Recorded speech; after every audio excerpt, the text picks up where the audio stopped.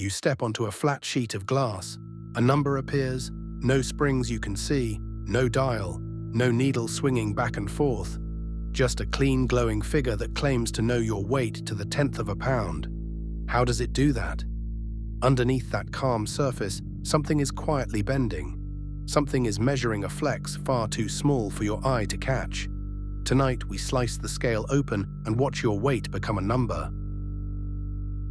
Flip the scale over and you find 4 small feet, one tucked into each corner. These are not just rubber pads for grip. Each one sits on top of a short metal beam, bolted firmly at one end and left free at the other. When you stand on the glass, your weight presses down through these 4 corners. The beams take the load. They are built to bend just slightly, in a precise and repeatable way. That tiny bend is where the measuring begins. Each metal beam is called a load cell. Picture a small bar of aluminum with a hole carved through its middle, shaped to gather the strain into one narrow spot. Push down on the free end, and the top surface stretches while the bottom squeezes together. The harder you press, the more it flexes. We are talking microns here, far less than the width of a single hair. The beam never visibly moves, but that invisible stretch carries the whole story of your weight. Glued to the surface of each beam is a strain gauge. Look closely, and it is a thin metal foil etched into a long zigzag of parallel lines, like a tiny maze printed on a postage stamp. The zigzag is the clever part. When the beam stretches, the foil stretches with it, and all of those parallel lines grow a little longer and a little thinner at once. A stretched wire is a longer, thinner path, and that change is something electricity can feel. Electricity flowing through a wire meets resistance, a kind of friction that slows it down. Make the wire longer and thinner, and resistance rises. Let it relax back, and resistance falls.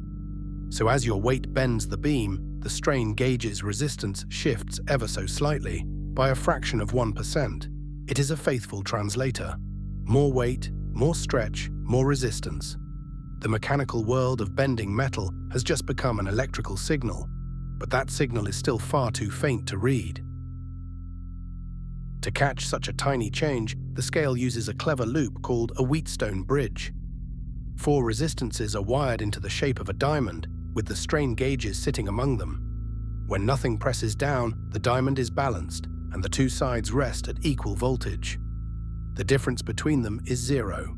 Stand on the scale, and the balance tips. One side rises, the other falls. The bridge turns a faint shift in resistance into a small, readable gap in voltage. How small is that voltage?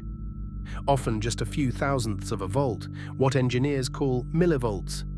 Imagine trying to hear a single whisper across a noisy, crowded room.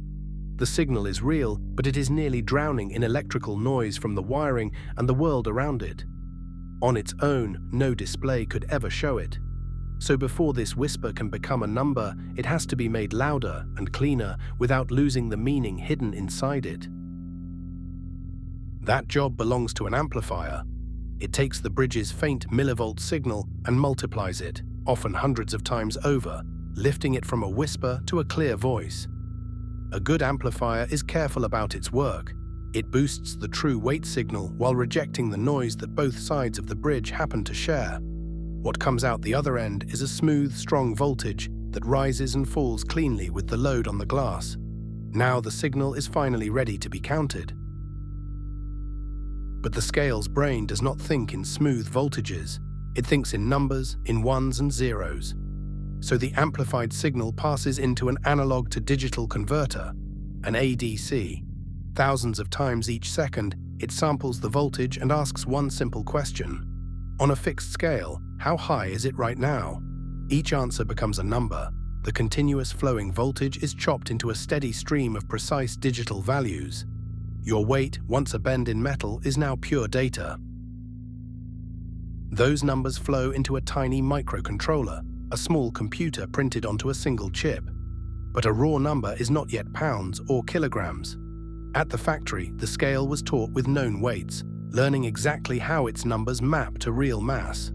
Using that calibration, the chip does the math, corrects for temperature drift, and averages many samples to hold steady. It waits for the reading to settle, so the figure stops dancing and finally lands on one confident value. Finally, the microcontroller sends that settled value to the display. In most scales, it is a liquid crystal screen, where the chip darkens just the right segments to spell out each digit. The number you have been waiting for blinks into place and holds. From the bend of a metal beam to the glow of a screen, the whole journey took a small fraction of a second.